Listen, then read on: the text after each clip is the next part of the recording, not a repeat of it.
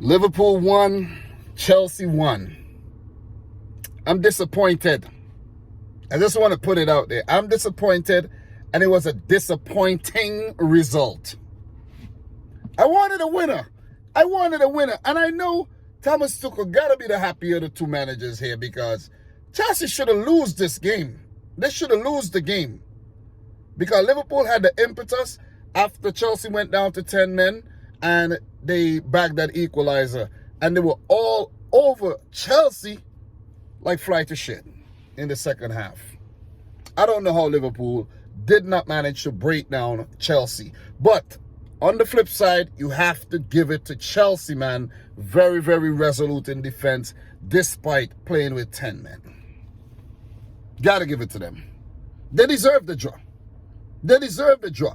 Liverpool are the ones that should be beating themselves right now, thinking, oh my God, this is an opportunity missed to get 3 points off one of your biggest rivals in Chelsea. But listen, even though it was a disappointing result, it was a draw, it was a very, very entertaining game, enthralling, end-to-end stuff. Listen, I was so excited at the halftime. I was like, Jesus Christ, man. Listen, I'm a football fan. First of all, listen, I'm a City fan, but first of all, I'm a football fan, and I enjoy good football. I just want to put that out. I enjoy good football, and this was a damn good football game. It had everything in it, man. It had drama. It had a red card. It had 2 goals in there. It had a little fighting.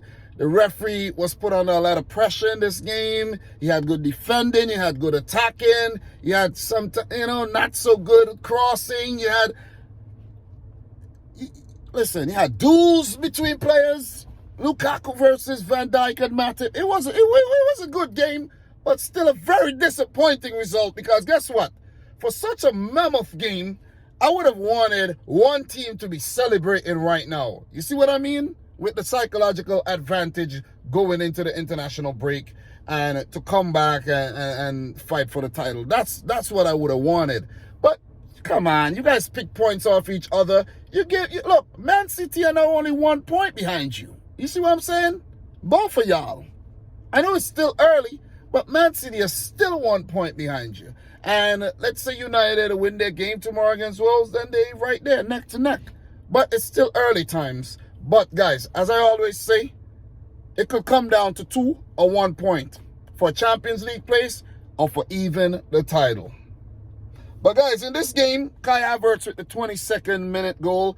I think that goal came against the run of play, because Liverpool started the brighter of the two teams. They were at home and they wanted to avenge that loss that they picked up at Anfield against Chelsea last season. And they started the game very, very well. They looked the more dangerous of the two teams, and they had opportunities, man. And to just check my notes real quick, I don't have a lot of time to talk about this game right now because I got to drop my wife to work. But I did make a few notes, man. Trent Alexander-Arnold in the 10th minute, ball to Henderson. He fluffed it, man. That was a great opportunity, and he had to put that in the back of the net, but he didn't. He didn't. And these are opportunities that come back to haunt Liverpool. And I want to go to individuals really quick just now, but just want to run through some of the key points in the game that I wrote down. After I actually made a note that Liverpool looked the better of the two teams in the first 20 minutes, I had something in my mind was telling me I bet Chelsea's going to score. And that came from a corner where Liverpool defended zonally, didn't mark. Well, of course, zonal defending means you're not man marking. And no one picked up Kai Havertz, who I don't think he was meant to actually put that in the back of the net. You got to ask him. But it went into the back of the net. Loopy header at the near post and beat Alisson. And I think that got Liverpool very, very stunned. I don't think they defended it well, and it kind of stunned them. They were like, what the hell just happened there? You see what I mean? I don't think they expected that to actually happen to them at the time when it actually happened, because they were playing some very, very, very good football, and they had to chase the game. I fancied Liverpool to win this game. I predicted Liverpool to win the game 2-1. I knew both teams would score, and I knew it would have been a very, very, very tight game. And it was. It really, really was. So after Chelsea scored that goal, they were looking very good on the counter. They didn't have a lot of the ball. They were mostly defending, and that has been Chelsea's style under Thomas Tuchel. Defend, and when they get the ball, counter and hit the opposition. You see what I'm saying? Sucker punch the opposition. So look, big chance again for Liverpool in the 36th minute, man. That was actually Chelsea, not Liverpool. Chelsea with the big chance in the 36th minute. I think that was Havertz. Was it Mount who put the ball across the goal? Mount, and I think the Liverpool defender did get a foot on that. That was a big opportunity. And then, Trent Alexander-Arnold did not look too good in that move. He was ran past and everything. And, we always talk about his defensive frailties and everything. And he did not look too good defensively today. And I know I always compare him and Reece James. Reece James, so neither had a good game defensively, but Trent, obviously, he stayed on the field. He won the battle today. But 37th minute, it was end-to-end stuff. As soon as Liverpool almost conceded, they went down the opposite side, and Harvey Elliott had a great opportunity, but it fell on his weaker side, his right foot, and he blasted it over. Most of the opportunities that came to Liverpool, the clear-cut opportunities, came on the player's wrong foot. Salah had one. I think the Henderson chance was a weird one, and Harvey Elliott's chance was a very, very weird one. N'Golo Kante went down injured around the 40th minute. He was eventually taken off. I wish him all the best. Great fellow, so you don't want to see N'Golo Kante out for too long. He makes the football better, but that'll be a big miss for Chelsea going forward. Hopefully for them, he gets fit over the international break. So Firmino went off injured as well, and Jota came on. And Jota immediately changed the game, though. Jota changed the game. Jota is a game changer. I don't know why Klopp did not start Jota, but Jota is a game changer, and you saw what his presence did immediately. And Liverpool with that goal, penalty, Salah in the, what was that? The 5th minute of extra time after Reece James got sent off. But that corner, man, it was two corners that were the undoing of both teams. And opposition teams will be looking at this and looking at how these teams are defending in set-piece situations. That was not good defending by Chelsea.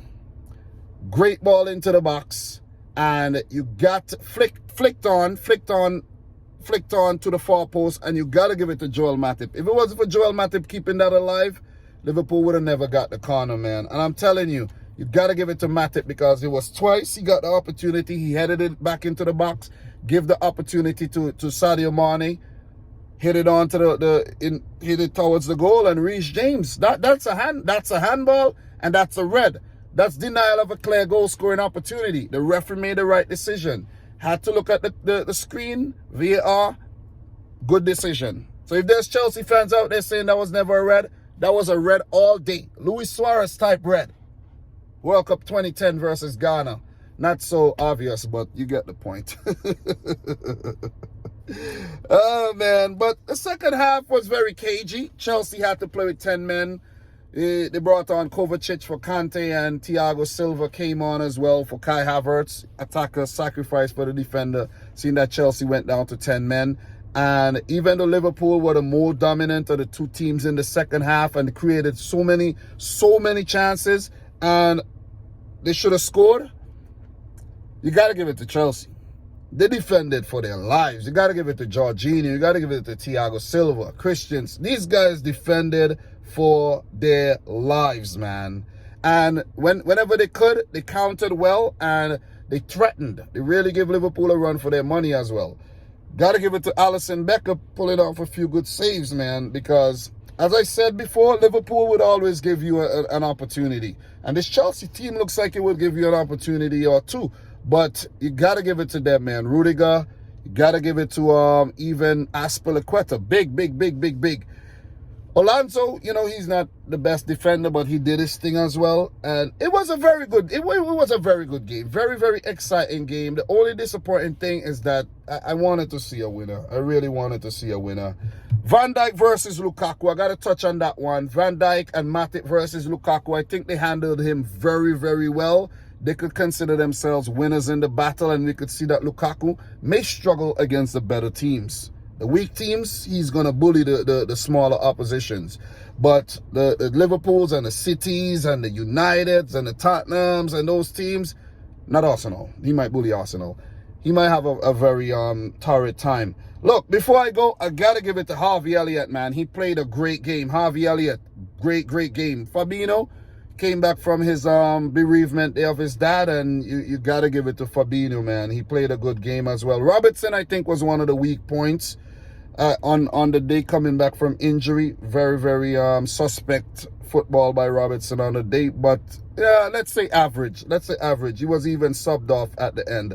So, look, all in all, I could go on and on, man. I could go on and on, but I think both teams would rue the opportunity of not taking 3 points off each other. You see what I'm saying? But at the end of the day, I think Thomas Tuchel will be the happier of the two managers. Guys, there's a lot of points I could actually make, a lot of fighting in the game. You see what I'm saying? It was an entertaining one. It was a really entertaining one. And it was a good finish as well. End-to-end stuff.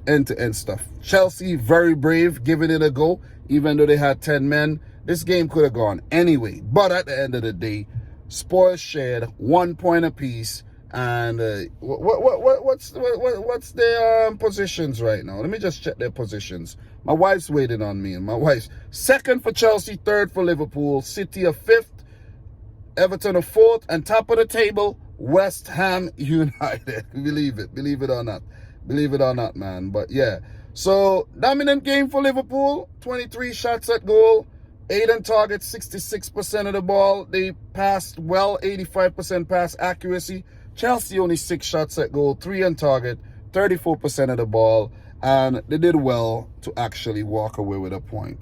So guys, that's it for now. I could go on and on, but I'm strapped for time. Once again, I'm disappointed that we didn't get a winner. seriously. But it's good for my team, City, though. So guys, from your boy Dominic Rich, thanks for watching. Subscribe if you're new. Let me know if I missed any major talking points in the comment section down below. Like the video if you like it. And until next time, from your boy Dominic Rich, peace out. Rich Squad. Peace.